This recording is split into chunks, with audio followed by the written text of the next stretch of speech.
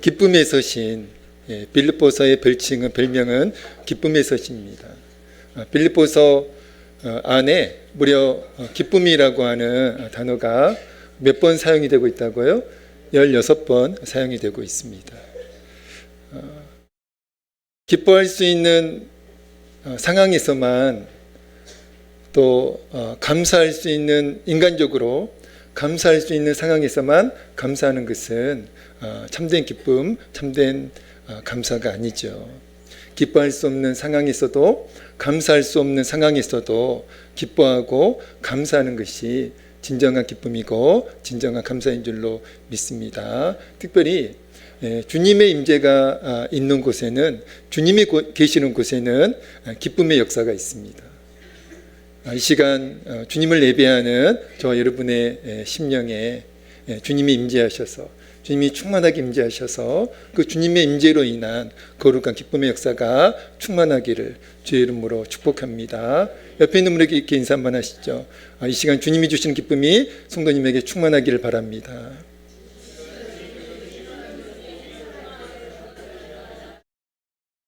인상 쓰면서 하지 마시고요. 예. 자, 밝은 모습으로, 밝은 얼굴의 모습을 한번 다시 인사하시죠. 네, 다시 인사하세요. 네. 주님이 주시는 기쁨이 성도님에게 충만하기를 바랍니다. 잘 안 되시죠? 예배 시작할 때에는 좀 어색함이 있더라도 예배가 끝난 후에는 정말 주님이 주시는 그 거룩한 기쁨의 역사가 우리 성도님들에게 충만해서 누가 시키지 않아도 정말 여러분들의 표정이 밝아지고 또 기쁨이 가득한 여러분들 되시기를 간절히 소망합니다. 오늘 말씀 제목 한번 같이 따라서 하겠습니다. 염려하지 말고 기도하라. 한 번 더 따라서 하겠습니다. 염려하지 말고 기도하라. 여러분 염려하고 계시죠? 아닙니까? 네.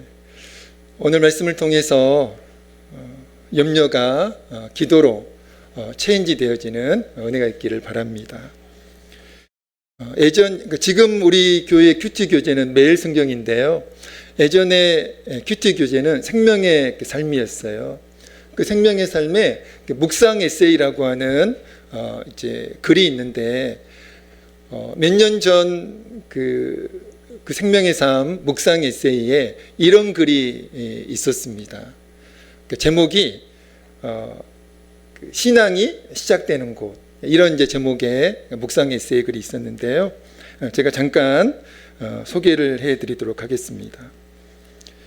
하나님 없이도 잘 살 수 있다고 생각하는 사람이 있습니다. 이런 태도야말로 하나님을 떠나 타락한 인간의 본성을 가장 잘 보여줍니다. 또 큰 어려움을 겪으며 고통 속에 살면서도 하나님보다 자기 자신을 의뢰하는 사람이 있습니다. 하나님은 이렇게 자신의 힘으로 살기 위해 몸부림치면서 그분의 도움을 구하지 않는 이들을 안타까워하십니다. 신앙은 자신의 삶을 하나님께 전적으로 위탁하는 것입니다. 세상에 속한 사람들은 자신을 지키기 위해 염려하고 의지할 누군가를 계속 찾지만 하나님 자녀들은 살 길을 찾기 위해 고심하지 않습니다. 자비와 긍휼로 예비하시고 필요한 것들을 준비하시는 하나님을 의뢰합니다. 여러분, 이 글의 저자가 이 글에서 강조하는 포인트가 있습니다. 그 포인트가 무엇일까요? 이 글의 저자가 제가 방금 읽어드린 이 글에서 강조하고 있는 어떤 포인트가 있어요. 그 포인트가 무엇일까요? 바로 이겁니다. 신앙은 자신의 삶을 전적으로 하나님께 위탁하는 것이다. 여러분 동의하시나요? 신앙의 본질은, 신앙의 핵심은 자신의 삶을, 자신의 상황을, 그리고 자신의 모든 문제를 하나님께 전적으로 위탁하는 것, 바로 이것이 이 글의 저자가 정의하고 있는 신앙입니다. 자신의 삶을 하나님께 전적으로 위탁하는 것, 여러분 이게 신앙입니다. 그런데 자신의 삶을 하나님께 전적으로 위탁한다는 것은 어떤 의미일까요? 위탁이라고 하는 단어는 맡긴다는 뜻입니다. 부탁하면서 맡긴다는 그런 뜻인데요. 그러니까 자신의 삶을 전적으로 하나님께 위탁한다는 것은 자신의 삶을 하나님께 전적으로 온전히 맡기는 것을 의미합니다. 베드로 사도가 베드로전서 5장 7절에서 이런 말씀을 하셨죠. 너희 염려를 다 주께 맡기라. 어떤 말씀을 하셨다고? 베드로전서 5장 7절에서 베드로 사도가 너희 염려를 다 주께 맡기라. 일부만 맡기고 일부는 맡기지 않는 것이 아니라 너희 염려를 다 주께 맡기라. 여러분, 이게 신앙이에요. 하나님께 전적으로 모든 것들을 위탁하는 것, 맡기는 것, 이것이 신앙입니다. 여러분, 아두라는 말 여러분 잘 아시죠? 이제 연말에 이 아두라는 말을 자주 사용하는데요. 아두는 프랑스어예요. 그러니까 이 말을, 이 아두라는 단어를 언제 사용을 합니까? 어떤 의미로 사용을 하죠? 이별이나 작별의 의미로 이 아두를 사용합니다. 프랑스어예요. 처음 아셨나요? 그런데 여러분, 이 아두가 일반적으로 이별과 작별의 의미로 사용을 하는데, 그러나 이 아두의 본래의 의미는 하나님께 맡긴다는 그런 의미를 가지고 있습니다. 하나님께 아두할 때 이 아두의 본래 의미가 뭐라고요?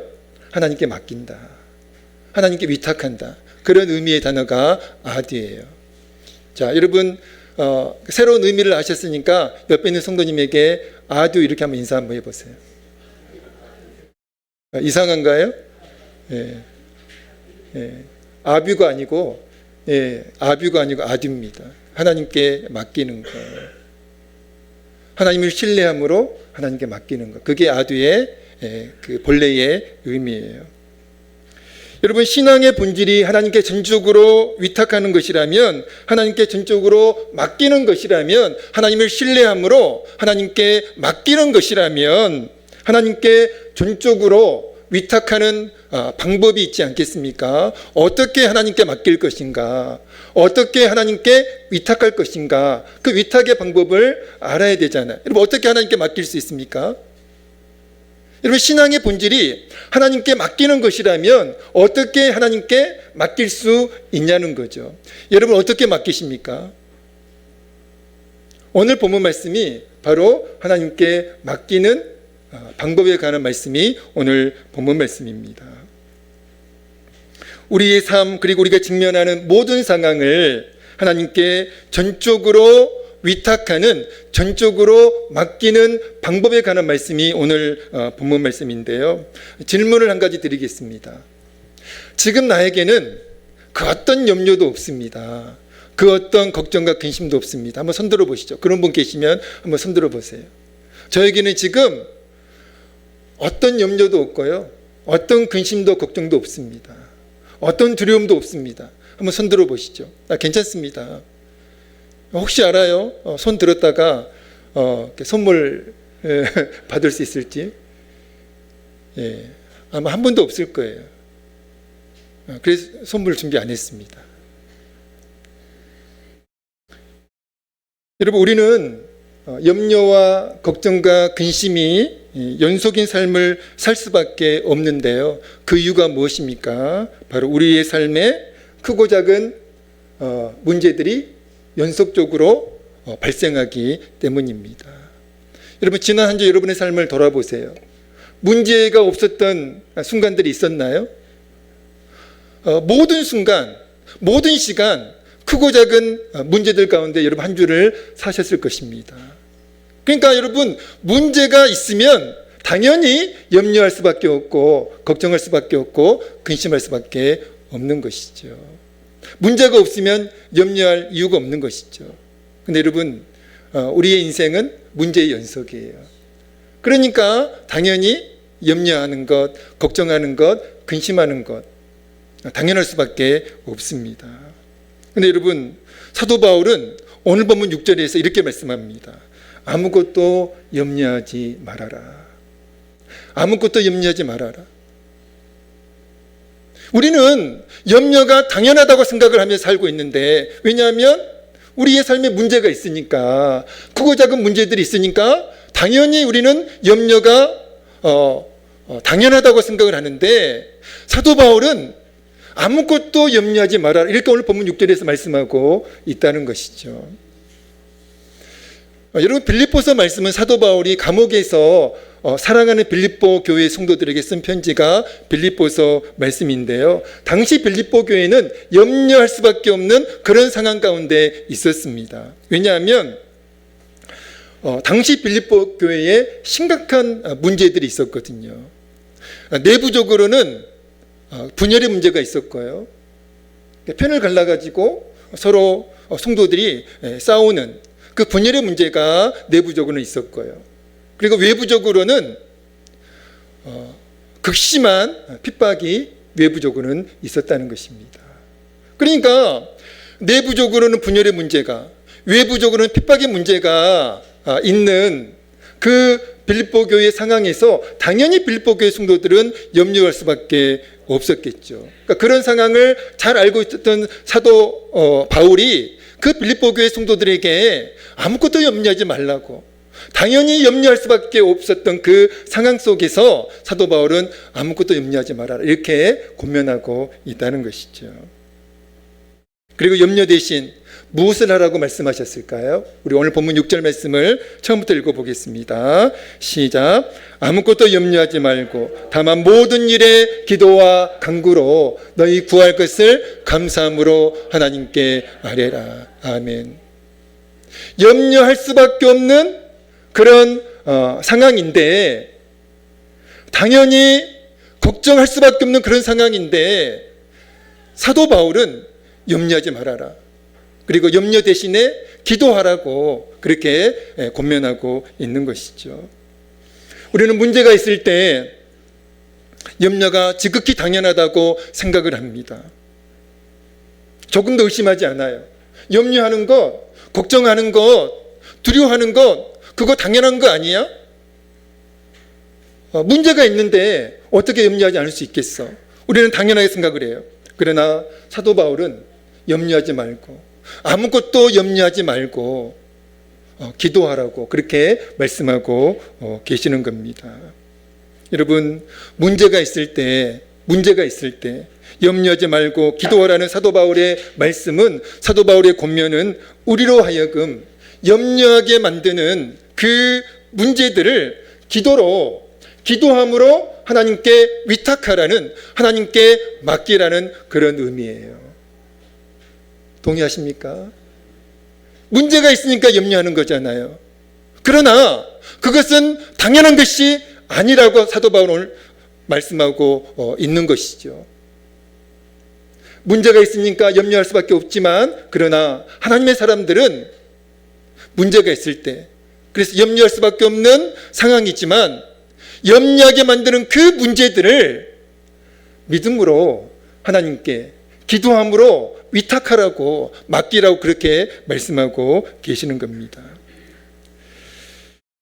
현재 우리 교회 큐티 교재는 매일 성경이에요. 과거에는 생명의 삶이었는데 지금은 매일 성경으로 이제 말씀을 묵상하고 있는데, 어제와 그제 매일 성경 본문 말씀이 시편 몇 편 말씀이었어요? 109편 말씀이었습니다. 제발 매일 성경 좀 읽으세요. 공짜로 드리잖아요. 돈도 받지 않고 열심히 성경 묵상하시라고. 어제 그제 매일 성경 본문 말씀이 시편 109편 말씀이었는데, 시편 109편의 저자는 다윗입니다. 다윗이 쓴 시가 시편 109편인데, 여러분, 이 시편 109편을 다윗이 언제 썼을까요?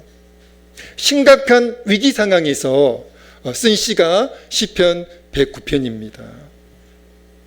당시 다윗이 직면하였던 그 위기 상황, 어떤 위기 상황이었을까요? 시편 109편 2절 3절에 이렇게 말씀합니다. 같이 한번 읽어보겠습니다. 시작. 그들이 악한 입과 거짓된 입을 열어 나를 치며 속이는 혀로 내게 말하며 또 미워하는 말로 나를 두르고 까닭없이 나를 공격하였음이니이다.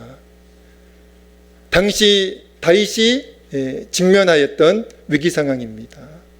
다윗에게는 아무런 잘못이 없어요. 다윗은 잘못을 하지 않았습니다. 그런데 다윗을 시기하고 질투했던 사람들이 다윗에게 아무런 잘못이 없었음에도 불구하고 다윗을 음해했고 그리고 다윗을 공격했습니다. 그래서 까닭 없이 나를 공격하였다 그렇게 말씀하고 있잖아요. 이유 없이. 그래서 다윗은 목숨이 위태로운 그런 위기 상황 속에 있었다는 것이죠. 그 위기 상황에서 목숨이 위태로운 그 위기 상황에서 쓴 시가 시편 109편이에요. 다윗은 그러한 위기 상황에서 뭘 하기로 결단합니다. 자신의 목숨이 위태로운 그 상황에서 다윗은 내가 이것을 하겠다고 그렇게 결단을 해요. 4절을 보니까 이렇게 말씀합니다. 나는 사랑하나 그들은 도리어 나를 대적하니 나는 기도할 뿐이라. 다윗이 뭘 하겠다고 결단했어요? 기도하겠다고. 자신의 목숨이 위태로운 그 위기 상황에서 다윗은 도망칠 궁리를 하지 않았어요. 그리고 자신은 기도하겠다라고 그렇게 결단을 했다는 것이죠. 나는 사랑하나 그들은 도리어 나를 대적하니 나는 기도할 뿐이라. 나는 기도할 뿐이라. 여러분, 다윗이 대적들의 비방과 그 공격 앞에서 하나님께 기도하기로 결단하였는데, 여러분, 기도하기로 결단한 그 결단의 의미가 무엇입니까? 이거예요. 자신의 힘으로 감당할 수 없는 그 상황을 어떻게 하겠다고요? 하나님께 기도함으로 맡기겠다. 내 힘으로 해결할 수 없는 이 상황을, 이 문제를 내가 하나님께 맡기겠다. 기도함으로 하나님께 맡기겠다. 그런 의미예요.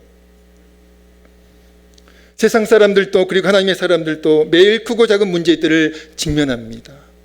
저도 가만히 생각해 보니까 지난 한 주 많은 문제들을 제가 직면했더라고요. 어떤 문제는 사소한 문제도 있었고요. 어떤 문제는 내 힘으로 도저히 감당할 수 없는, 해결할 수 없는 그런 심각한 문제도 있었습니다. 여러분도 마찬가지일 거라고 생각합니다. 세상 사람들도 그렇게 살고 있고요. 하나님의 사람들도 그렇게 살고 있습니다. 날마다 크고 작은 문제들을 직면하면서 살고 있다는 것이죠. 그러나 여러분, 세상 사람들과 하나님의 사람들의 차이가 무엇입니까? 차이가 있어야 합니다.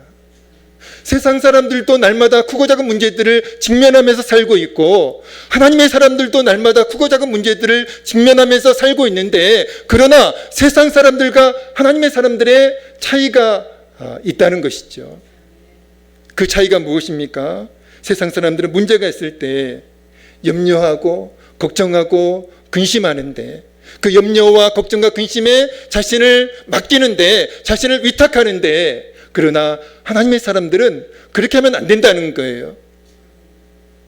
염려하게 만드는 그 문제들이 있을 때 어떻게 해야 된다고요? 염려에 자신을 맡기면 안 된다는 거예요. 염려하게 만드는 그 문제를 어떻게 해야 된다고요? 하나님께 믿음으로 맡겨야 한다는 것이죠. 믿음으로 위탁해야 한다는 것이죠. 그게 차이입니다. 그게 세상 사람들과 하나님의 사람들의 결정적인 차이예요.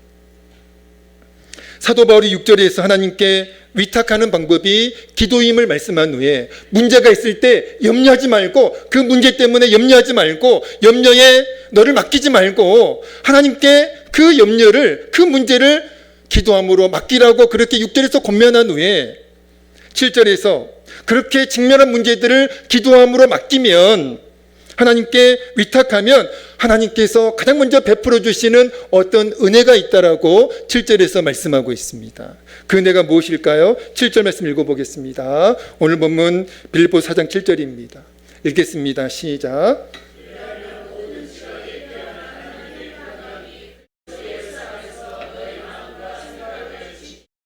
아멘. 우리가 하나님께 문제를 믿음으로 맡기면, 기도함으로 맡기면 하나님께서 가장 먼저 베풀어 주신 은혜가 있습니다. 그게 7절 말씀이에요. 저는 오늘 7절 말씀을 메시지 성경이라고 하는 성경이 있는데요, 그 메시지 성경을 근거로 해가지고 해석해 드리려고 합니다. 먼저 오늘 보면 6절 말씀을 메시지 성경은 이렇게 이제 해석해 주고 있는데 읽어드리겠습니다. 같이 한번 읽어볼까요? 오늘 보면 6절 메시지 성경 해석입니다. 읽겠습니다. 시작. 마음을 졸이거나 염려하지 마십시오.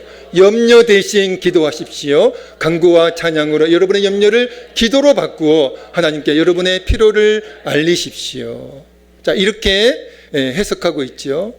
여러분, 염려하게 만드는 문제가 있을 때 어떻게 하라고요? 염려하지 말고 그 문제를 기도로 하나님께 위탁하라는 거예요. 하나님께 맡기라는 겁니다. 염려에 맡기지 말고, 걱정에 맡기지 말고, 염려하지 말고 하나님께 기도로 맡기라는 거예요. 위탁하라는 거예요. 그리하면 하나님께서 어떤 은혜를 베풀어 주신다는 거예요. 그 은혜가 무엇입니까? 메시성경 7절입니다. 7절 말씀을 읽겠습니다. 시작. 그러면 여러분도 모르는 사이에 하나님의 온전하심에 대한 감각, 그 모든 것이 협력하여 선을 이루게 된다는 믿음이 생겨나서 여러분의 마음을 안정시켜 줄 것입니다.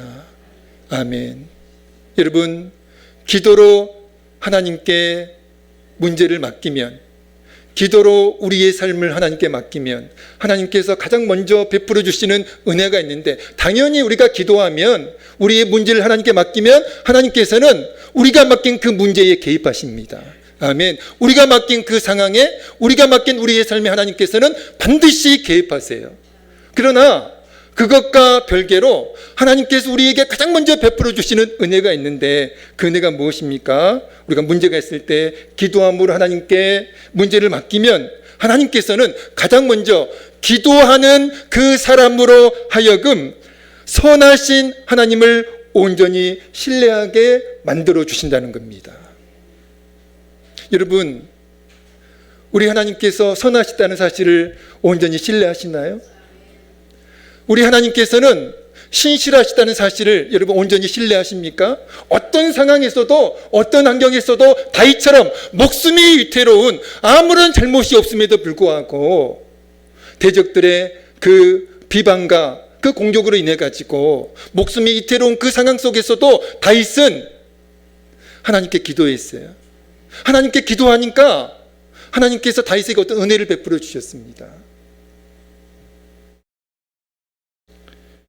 다윗이 직면한 위기 상황에서, 목숨이 위태로운 그 위기 상황에서 하나님께 기도하겠다고 결단한 후에 기도하다가 갑자기 시편 109편 28절에서 이렇게 고백을 합니다. 상황은 달라지지 않았어요. 여전히 대적들은 날뛰고 있습니다. 여전히 목숨이 위태로운 상황이에요. 상황은 그대로고 환경도 그대로예요. 그런데 다윗이 기도하다가 갑자기 28절에서 이런 고백을 하는 거예요. 하나님께서 반드시 자신에게 복을 주신다. 그리고 하나님께서 반드시 자신을 즐거워하게 하실 것이다. 기뻐하게 하실 것이다. 하나님께서 이 상황을 반드시 선하게 인도해 주실 것이다. 이렇게 다윗이 기도하고 고백하고 있다는 것이죠. 우리 시편 109편 28절 사번역 성경을 한번 읽어보겠습니다. 시작. 그들이 나에게 저주를 퍼부어도 주님은 나에게 복을 주십니다. 그들은 치려고 일어났다가 부끄러움을 당하여도 주님의 종은 언제나 즐거워하게 주십시오. 여러분, 상황은 달라지지 않았습니다. 여전히 목숨이 위태로운 상황이에요. 여전히 대적들은 날뛰고 있습니다. 다윗을 해치려고 하는, 다윗을 죽이려고 하는 그 대적들은 여전히 지금 다윗을 위협하고 있습니다. 근데 다윗이 기도하다가 이렇게 고백을 하는 거예요. 하나님께서 나에게 반드시 복을 주실 것이다. 하나님 반드시 나를 즐겁게 하실 것이다. 선하신 하나님은 나를 반드시 선하게 인도해 주실 것이다. 하나님께서, 여러분, 그 고백은, 그 마음은 다윗이 만든 고백이 아니에요. 다윗이 만든 믿음이 아닙니다. 기도하는 다윗에게 하나님께서 주신 은혜예요. 선하신 하나님을 그 상황에서도 온전히 신뢰할 수 있도록 하나님께서 다윗에게 주신 은혜입니다. 여러분, 사도 바울이 오늘 보면 7절에서 6절에서 기도로 하나님께 너희 문제를 맡기라고 그렇게 권면한 후에, 그렇게 기도하면 하나님께 믿음으로 너의 상황을, 너희 문제를 하나님께 맡기면 하나님께서 하나님을 온전히 의지할 수 있도록, 상황이 달라지지 않았어도, 환경이 달라지지 않았어도, 그러나 마음이 달라질 수 있도록, 하나님을 온전히 신뢰할 수 있도록 하나님께서 이 상황을, 내가 처한 상황을 반드시 선하게 인도해 주실 것이라고 하는 그 믿음의 고백이 가능하도록 하나님께서 만들어 주신다는 겁니다. 다윗은 기도 중에 자신도 모르는 사이에 하나님을 온전히 의지하며 신뢰하는 신실한 믿음의 사람으로 변화가 되었다는 것이죠. 물론 다윗에게 어느 정도의 믿음은 있었을 것입니다. 그러니까 그 믿음으로 하나님께 기도했겠죠. 그러나 기도하다가 다윗은 이전보다 더 신실한 믿음의 사람으로 하나님을 온전히 의지하며 신뢰하는 그런 신실한 사람으로 변화가 되었다는 것입니다. 그러니까 여러분, 기도는요, 믿음의 증거이기도 하지만 또한 믿음의 통로도 된다는 사실을 오늘 본문을 통해서, 또 시편 109편을 통해서도 확인할 수가 있습니다. 우리 교회 새벽 기도의 시간에 다른 교회 성도님이세요. 남자 성도님인데 저는 이분을 보면서 참 목회자지만 정말 큰 도전을 받습니다. 이분은 다른 교회 남자 성도님인 집사님인데 거의 매일 새벽 기도에 참여하세요. 거의 빠진 적이 없습니다. 아주 특별한 경우를 제외하고는 항상 새벽 기도에 나오시는 것 같아요. 그래서 제가 그분을 보면서 이런 생각이 드는 거죠. 저분의 믿음은 도대체 어떤 믿음일까? 저분의 저 신실한 믿음은 도대체 어떻게 생겼을까? 어떻게 생겼을까요? 하나님께서 주셨죠. 여러분, 그분이라고 문제가 없겠어요? 그분이라고 아픔이 없겠습니까? 그런데 그런 아픔 속에서, 그런 문제 속에서 하나님께 기도하니까 그 문제를, 그 아픔을, 그 어려운 상황을, 어떤 어려운 상황을 하나님께 믿음으로, 기도함으로 맡기니까, 믿음으로 맡기니까 기도하는 그분에게 하나님께서 하나님을 온전히 의지하며 신뢰할 수 있는 그런 아름다운 믿음을, 그런 신실한 믿음을 주셨다고 저는 믿습니다. 말씀을 마치겠습니다. 오늘 말씀을 한번 정리해 보려고 하는데요. 첫 번째 이겁니다. 신앙의 본질은 무엇인가? 여러분, 신앙의 본질이 무엇이라고요? 하나님께 전적으로 맡기는 거예요. 하나님께 전적으로 위탁하는 것입니다. 여러분, 하나님께 맡기는 것은 하나님을 신뢰함의 증거예요. 여러분, 돈에 진심이 있으시죠? 아니에요? 돈에 진심이 없습니까? 다 돈에 진심이 있을 거라 믿습니다.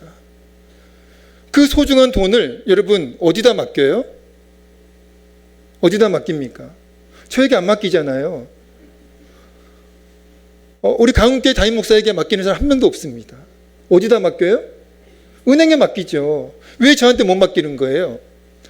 저를 신뢰 못하니까. 그러나 은행은 신뢰하니까 여러분, 돈의 진심인 여러분들은 그 소중한 돈을 은행에 맡기는 거예요. 믿으니까, 은행을 믿으니까, 은행을 신뢰하니까. 정말 저를 신뢰한다면 돈 좀 맡겨주세요. 근데 바뀌진 않을 것 같아요. 여러분, 우리가 하나님께 맡긴다, 하나님께 위탁한다, 우리의 삶을 맡기고, 우리의 문제를 맡기고, 우리의 아픔을 맡기고, 내 힘으로 해결할 수 없는 어떤 상황 하나님께 맡긴다는 것은 여러분, 믿음의 증거예요. 하나님을 신뢰함의 증거입니다. 하나님을 신뢰하니까, 하나님을 믿으니까 하나님께 맡기는 거예요. 안 맡기는 것은 하나님을 신뢰하지 않는 증거입니다. 하나님을 신뢰하지 않으니까 하나님께 맡기지 않는 거예요. 여러분, 신앙의 본질은 하나님께 전적으로 위탁하는 겁니다. 우리로 하여금 염려하게 하는 문제가 있을 때 어떻게 해야 된다고요? 우리로 하여금 염려하게 하는 문제가 있을 때 우리는 매일 문제의 연속 가운데 살아갑니다. 그런 문제가 있을 때 우리는 어떻게 해야 됩니까? 염려하지 말고 하나님께 기도로 맡겨야 한다는 것이죠. 기도를 하나님께 위탁해야 합니다. 우리가 기도로 우리가 기도로 하나님께 위탁할 때, 맡길 때 하나님은 우리가 맡긴 그 문제에, 우리가 맡긴 그 상황에 하나님은 반드시 개입하세요. 그리고 그것과 별개로 하나님께서는 우리로 하여금 어떤 상황에서도 선하신 하나님을 온전히 의지하도록, 선하신 하나님을 온전히 신뢰하도록 하나님께서는 반드시 그 은혜를 허락해 주십니다. 그래서 하나님께서는 우리로 하여금 이 상황을 하나님께서 반드시 선하게 인도해 주실 것이라고 그렇게 확신할 수 있도록 만들어 주세요. 다윗처럼 그렇게 만들어 주신 줄로 믿습니다. 기도함으로 이 놀라운 은혜를 누리는 여러분 되시기를 주의 이름으로 축원합니다. 기도하겠습니다. 하나님 아버지, 하나님께 전적으로 맡기는 것이 신앙의 본질인 줄로 믿습니다. 우리로 하여금 염려하게 하는 문제가 있을 때 염려하지 말고 기도를 하나님께 위탁하고 맡겨야 할 줄로 믿습니다.